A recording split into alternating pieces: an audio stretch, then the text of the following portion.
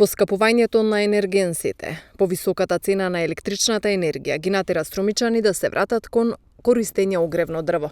Според податоците на шумското предпријатие Беласица, за околу 20% е поголем бројот на договори во споредба со лани, а за околу 25 до 30% е зголемена побарувачката и количината огревни дрва на кои ќе се греат струмичани. Во телефонски разговор со ТВ канал Височумското велат дека постепено се нормализира испораката на дрвата. Во тек е и втор тендер кој треба да помогне во побрзо доставување на платените дрва.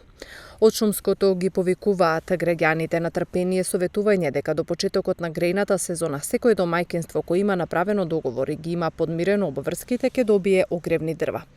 Во моментов се носат дрвата за договорите од месец февруари и март. Сепак, појаснуваат во Шумското, проблем се и временските неприлики кои повремено ја забавуваат доставата.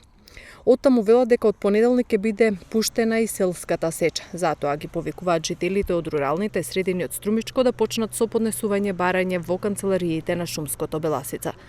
Цената за огревното дрво во Струмица изнесуваше 2370 денари за бука и 2470 денари за кубик даб. Во моментов нема склучување нови договори, се додека не се подмират обврските кон претходните. Инаку денес владата ја замрзна маржата за огревно дрво и пелети за огрев на најмногу 10%. Согласно одлуката, највисоката трговска маржа за овие производи за сите трговци се утврдува во висина од најмногу 10%, објави министерот за економија Крешник Бектеши. Висината на трговската маржа најмногу до 10% за наведените стоки ќе важи за сите трговски друштва и трговци поединци кои учествуваат во трговскиот ланец во трговијата на мало, а транспортот за испораката на стоките до крајните потрошувачи не се пресметува во висината на трговската маржа.